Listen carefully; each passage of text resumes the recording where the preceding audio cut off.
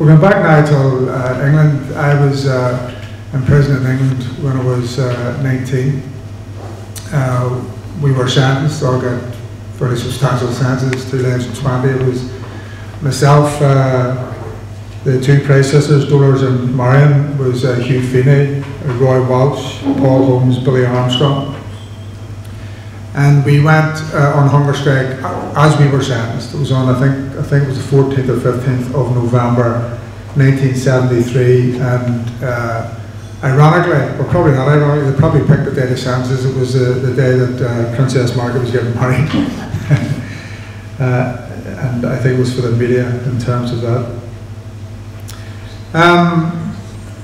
We were on hunger strike. When Tom Mice, it's important to say, when Tom Mice was killed, which is basically what happened to him, they put the tube, not to explain this in a wee minute, they put the tube down the wrong way and the food went into the lungs. And he was only 5 days in the hunger strike. And the huge reaction to his death stopped force feeding on the island of Ireland forever. To my knowledge, it has never been used again since then. And this is something like 55, 56 years later, and the British decided to use it against political prisoners in jails in England. I was in one with Scrubs, the others were in different jails because they had a dispersal process where you did not stay, you didn't have contact. I mean, one of the interesting things about this to me is I was in hunger strike where Michael Gough and Frank Stagg, they joined our hunger strike, and yet I never met them because they kept, even when we were shifting jails, it was their policy to keep us apart. It's very hard for people to get the concept of what hunger strike is about. They say, well, he said to me today, well, they must have been the hardcore. And I said, no, they weren't the hardcore. You don't know if you go on hunger strike whether you're able to complete it. You have to be determined that you go on hunger strike. You do not go on hunger strike to die. You go on hunger strike to pit your body, the value of your suffering, against a mighty force. And of course, in 1981 hunger strike, and indeed in our hunger strike, it was against the British government. And remember that political status had been won in 1972 through a hunger strike in the Crumlin Road. So this was just a couple of years later, and we went on hunger strike for transfer back to jails in Ireland, quite unreasonable. And if you look at any of these hunger strikes and the reason for them, they're all quite reasonable demands. But the British government, of course, were trying to criminalise Tom Mice, and they were trying to criminalise the hunger strikers in 80 and 81, and by I say criminalising them, of course, criminalising the whole struggle. So you go from the stakes, if you like, just get higher and higher. What we were on hunger strike for was, because political status already existed, was to be transferred back as political prisoners, not to be treated as criminals, transferred back to be with their comrades in arms in Irish jails. As I say, we were in separate jails. There was, just to go through the process, what happened was I was in hunger strike I can remember, it's in hunger strike 19 days when the doctor came down with the squad. Wormwood Scrubs at that time, before the Blacks, was the biggest prison in Europe. So they actually had a hospital in it, they had theatres in it, they had all of that. They kept me, and I don't take this personal, in the mental observation ward. It was the only place that had category A prisoners, but it was interesting in itself because of the characters who were there. Frankly, the ones who were in G2, which is what it was called in the hospital wing, should not have been in jail. A lot of them were suffering from mental disabilities and should never have been in jail. So you went through all that process. So the doctor came down and he said to me, okay, we're going to forcibly feed you in about half an hour. I says, okay. Now the schools are arriving, and Tom Mice was sort of in my head, because, including governors, by the way, and at the age I am now, I look back, then I didn't think it was, a 19 or 20-year-old kid. I do now. But then I didn't, I thought it was, rough, tough, prove it. And, but I was nervous and I was fearful and all of that there, and he went and said, so I was naked, of course, at this stage with just a blanket. I said, okay. And I'd lost a fair amount. I'd never had a little bit of memory, but I'd lost a fair amount at that stage. And I was fairly weak. So at that stage, the doors of the cell opened inwards. Later on, because of the rats that Republican prisoners were involved in, they developed what's called the Belfast door, which opens outwards. but then it was still doors open inwards. So he gave me the word he was going to be down half an hour. So we got out, I barricaded the cell, pushed in the cupboards on top of the bed, pushed the bed over and all of that there so he came down. And when he came down, he was very frustrated when he came down. Lassenger, you're going back to Lassenger. And he says, it was all Son, because he was about what age I am now. So he was looking at me, he's going, come on, Son, and all that there, you know. And I just sat there, and he went away, cursing and all that there, and he came down about another half an hour, with acro props and all that there, and forced open the door. And I was sitting on the bed, you'd have thought I did, you would have done, Ludosite. And the things just started breaking up. You know, as I opened the acro props, the cupboards started flying apart and all, and I was going to myself, was this a good idea? They then basically come in, 12-handed, 6 or 8 of them, screws, and they went about subduing it, which, to be honest, wasn't that hard. You fought back and all that there, but within a fairly short period of time, they had you pinned to the bed so you couldn't move. And then when the doctor ordered it, you were trailed up the bed.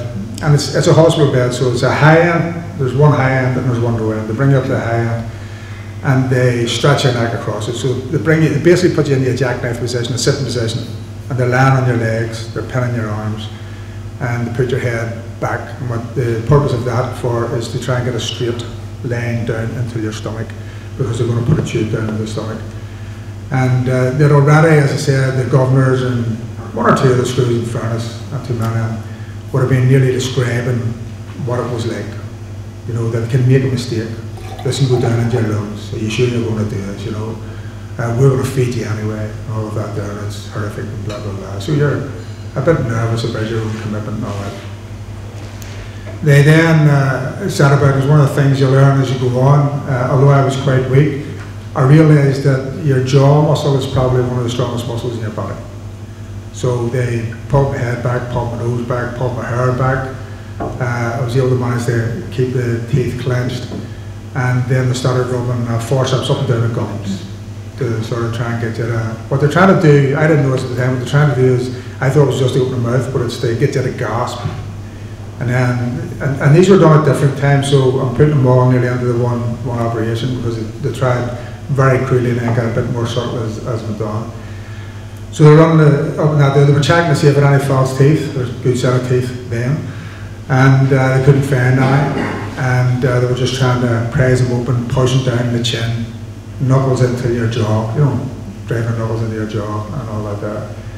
And then eventually, what I remember made me gasp, we use what's called a relives tube. It's a very thin, hard tube. And they had told me, although I learned later this couldn't have happened, they told me they could have fed me through a tube down your nose. And this is, you know, very thin, but they can't if you are resistant. Because all you do is pull it out. So they'd have to stop you to the bed and stop your head and do all of that there. But they were telling me that this is what they were going to do, that they didn't have to get it down the throat and all that. But there's a membrane at the back, I might have these words wrong, but it's sort of soft tissue anyway at the back of the nose, and when it goes in, the only way I can describe it, it's like at some point, wherever it hits at the back, it's like putting a nip needle in the side of your eye, you know.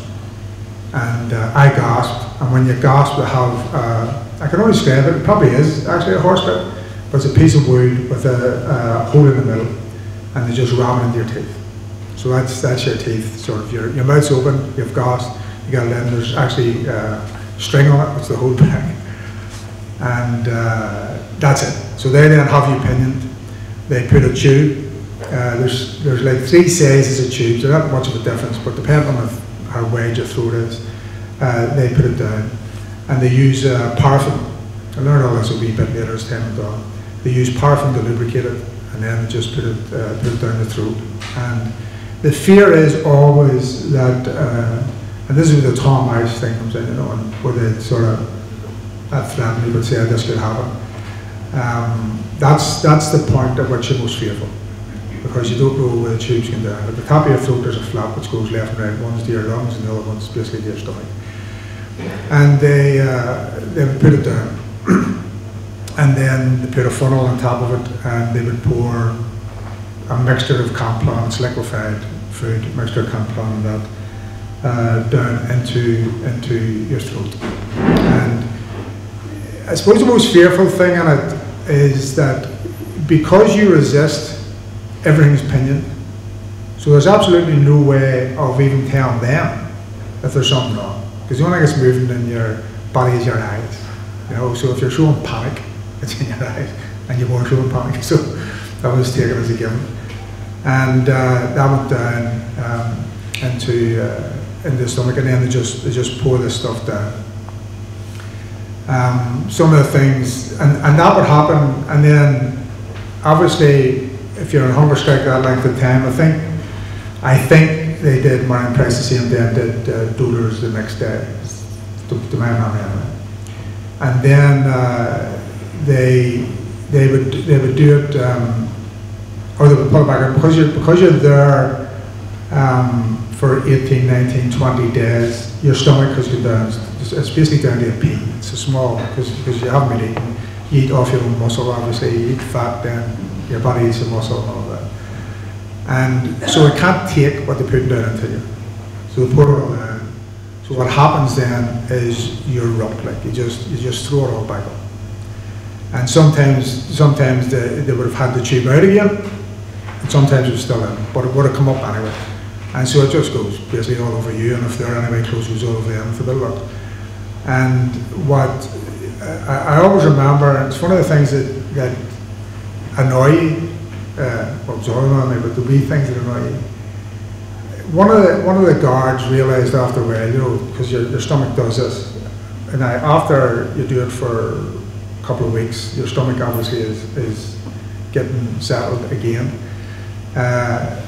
They took what we would call vomit and put it in the kidney dish and put it back in.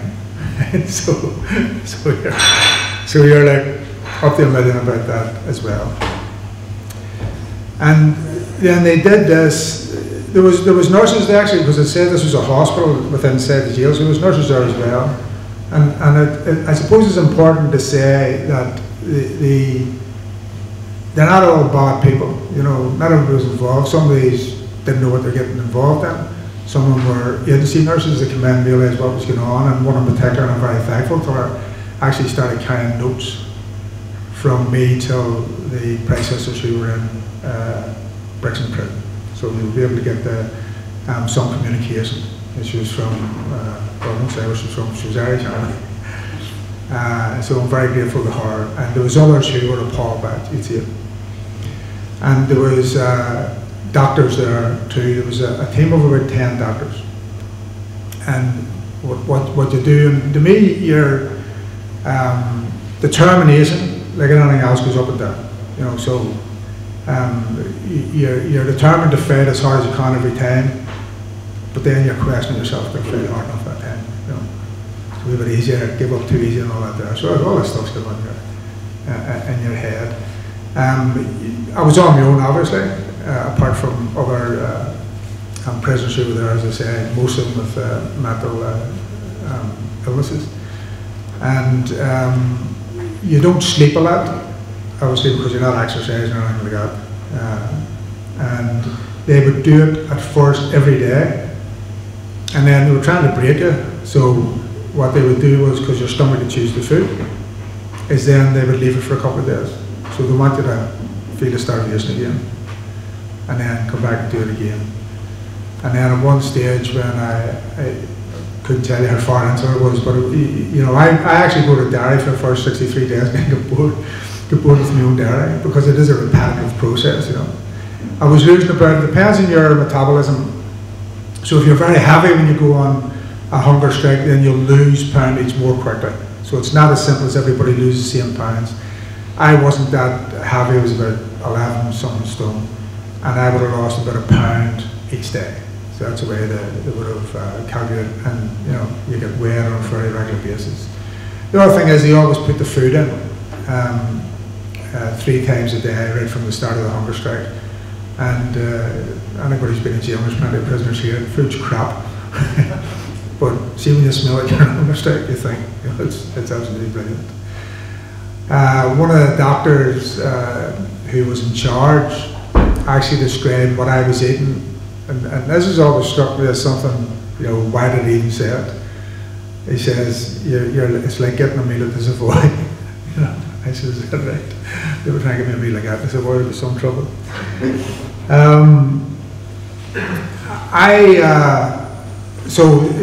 mean, I'm nearly giving you what would happen nearly on a daily basis. Sometimes up, sometimes down. At one stage, I decided I needed the up ante, and I actually went on thirst strike as well. And it was to try and bring it to a head, so to speak, because it was going on. I mean, this went on for months. The whole process went on for 205, 206 days, so you can imagine sort of going through a long period of that.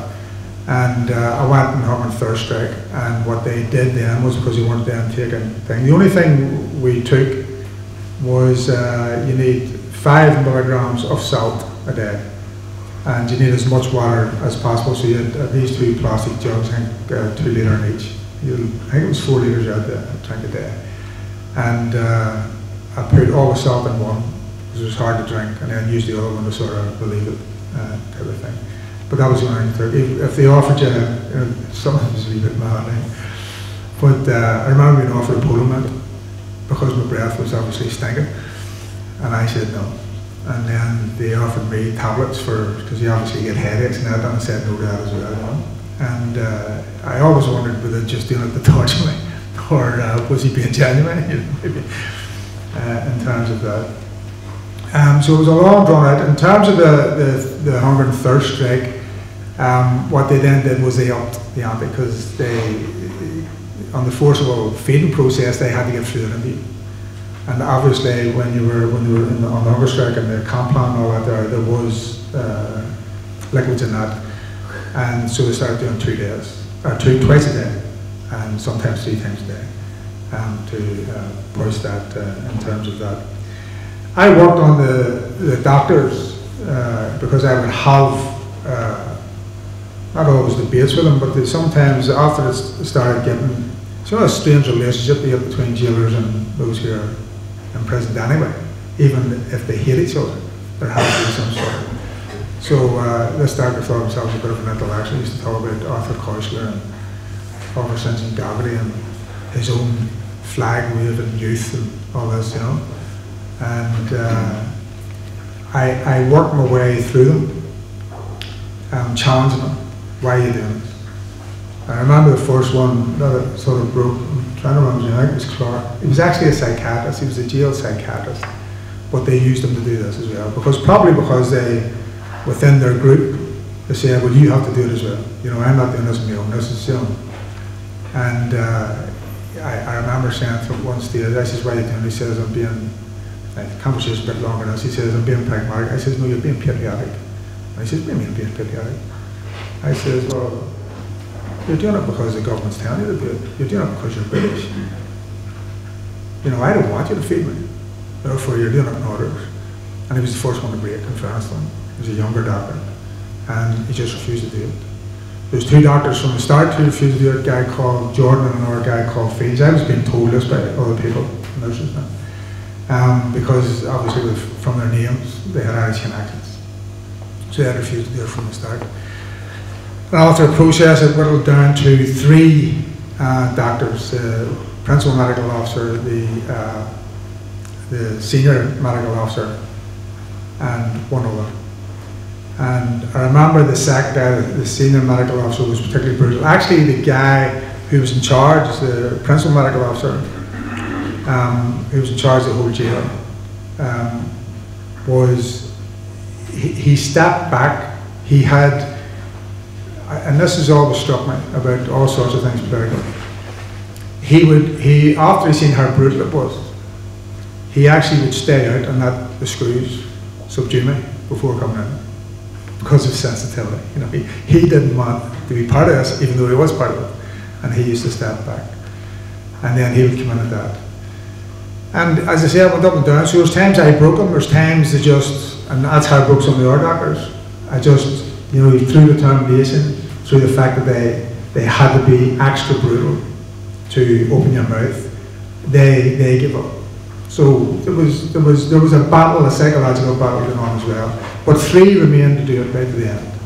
And one of them was the senior medical officer, and I was told that he had been a surgeon and he got arthritis, and it must have been very bitter. But when the PMO had a problem opening my mouth, he would send him down. So it just shows you again, he moved out of it because he didn't want responsibility for it. But he knew this other guy he was a brutal bastard, like, no point. He just went down, no bar, forceps out, up, down the gums, whatever it took to open your mouth and all that there. And that's basically what sort of happened. Obviously, it was lost. There was also, priests. I have to say I had a particularly good priest, Father Joe Stunn. He to me had become, not because of me, he had become radicalised. He was from a very conservative family. I think his brother was actually sexton of Westminster Abbey. But he was a very modest guy. He had been in Chile, where I think he wasn't very political, but he had lived in the barrios and poverty and all that. He had become radicalised in that sense, at least in his conscience and that. And he came in to see me every single day of the hunger strike. And he was excellent, pure English. Whereas on the other hand, Féin, up in, I think it was in Gartree at the time, had an Irish priest who was a complete bastard, right? Because he had something to prove because he was Irish. He did not want to be seen in any way connected to, these IRA people and all that. And he was torturing Féin about this is suicide. Féin was quite religious at the time. This is suicide and you can't do this and you're going to lose your soul and all the rest of it. To the point where, because I was getting some of this word back, that the priest who was in with me wrote to the other priest to have that argument out with him. And he never at any stage, and I talked, I was religious at the time myself, like religious enough, and I talked theology and all with Joe Staunton, but never once did he say you have to come off it around that. I've always been very thankful to him for that. Michael and Frank Stagg joined the protest. They were on the Isle of Wight, and when they joined in, there was every now and again there was some negotiations going on as we went into this. And I remember Lord Brockway, Lord Longford. We obviously weren't allowed visits, but we got visits from some of these characters now and again. Most of it was being done through doors. And there was a negotiation going on in terms of all of that. And Michael died on the 3rd of June, 1974. I think he'd been on a hunger strike 62 days, I think it was. And he's obviously been force-fed. He was also killed through force feeding, because I think they brought in a verdict around pneumonia or whatever. But he could not have starved to death, is the point of making. So it had to be something to do with force feeding which killed him in terms of that. And he then, and we had already we had started to take a legal case to stop them of force feeding. And more doctors were sort of, once the legal issue came out, but I remember saying that doctors, I thought they said they were doing this in principle, because they were talking to me about pulling away from him because it was a court case. I said, well, I thought you were doing it in principle. He's nice, afraid of a court case. I didn't argue too much with him because I was afraid of him. Afraid of winning the argument in terms of that. I suppose the divisions, the British went at it very, as they always have, and this is where I learned this sort of very early in my life, because it was to do with the hunger strike, that they set about making divisions in the public arena. That's how they assess things. What I learned at that stage is, actually they could have given us what we wanted quite easily. It wouldn't have taken them off for that, and of course eventually did. But if they can move from here to there in one step, they have a system, in my opinion, a political system, where they turn that into 1,000 steps. Doesn't matter if they give it, they still say, no, let's not give that, let's give that. That's the way they've always politically acted, I think, throughout their political life. And what they did was they realised that most of the publicity in that there centred around, or most of the emotionalism centred around daughters and Marion, because they were women, and they themselves were trying to, when I say they themselves, the British were then trying to, maybe we'll be able to do a deal just for 2 sisters, maybe we'll be able to do a deal with 4. Eventually, because of the ceasefire at the time, well, what happened was a deal was made. Michael Goughlin's death is what, in my opinion, what eventually broke them to do the deal. And a deal was done that we would all be sent back to prisons in Ireland, in the north. And then, of course, they reneged on that. And then the ceasefire came along, and we were brought in as a sign of good faith. And the first 2 to be shifted were daughters and Marion, which was no surprise because that's the way they think, well, if something happens, we can stop it there. And then the next 2 was myself and Hugh Féin. And then the talks, as I understand it, the talks broke down. I can't stand over this, but I was told at the time that the next 2 on the list were actually Paul and Frank Stack. But I can't stand over it, that's what I was told. But they stopped there, whoever it was going to be, they stopped there. And, which, I mean, doesn't surprise anybody here, but it means they weren't doing it on a humanitarian basis, they weren't doing all that, they were doing it because they felt they were forced into it, or they had to do it. And then when it came to them trying something else, then they moved straight away. I suppose it's worth talking, because sometimes people look back or you talk this, and when I think how long ago it is, you have to convince yourself, that this is living history. So if you talk to anybody who might be young here, and they don't have to be that young, because it's a very long time ago, you have to try and explain things like, of course it's fear. I would say, it's hard to work these things. I say my greatest fear was actually once I decided to do it, that I couldn't see it through. Simple as that. But there was fear every day. Fear every day that you might go down the wrong way. There was times where you were emotionally absolutely drained. You had to pick yourself up, go at it the next day, and all of that. And I wrote, it took me a very long time to do this. I think the other thing, and other hunger strikers have said this, I think, before, but just to put it on the record about this. When the Unionists and the Brits and everybody during the 80-81 hunger strike were saying these people are ordered on and they have to do it and all of that, it's such a ludicrous argument, that I still find it hard to think that people could actually believe it, that you can order somebody over a period of 60 into 70 days to die of hunger.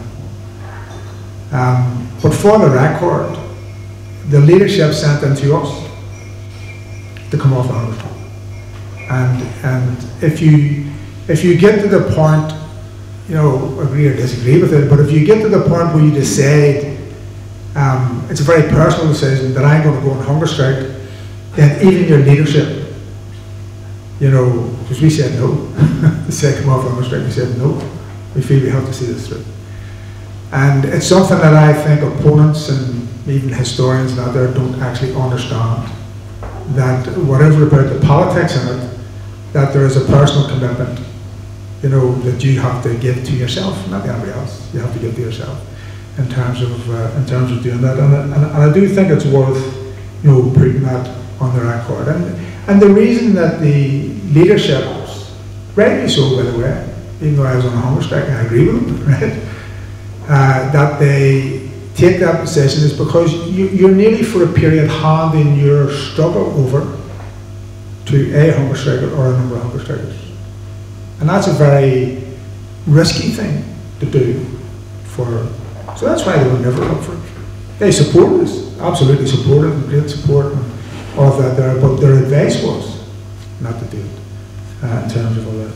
I was told later, because of sort of the descriptions that I've done, and people of my age might remember this, I never went through it, but I never seen it, but they used to do demonstrations with nurses and people, volunteers, God love them, would get up and do it, because you go up without any knowledge, and then you simply cannot help, you don't have the act, you see.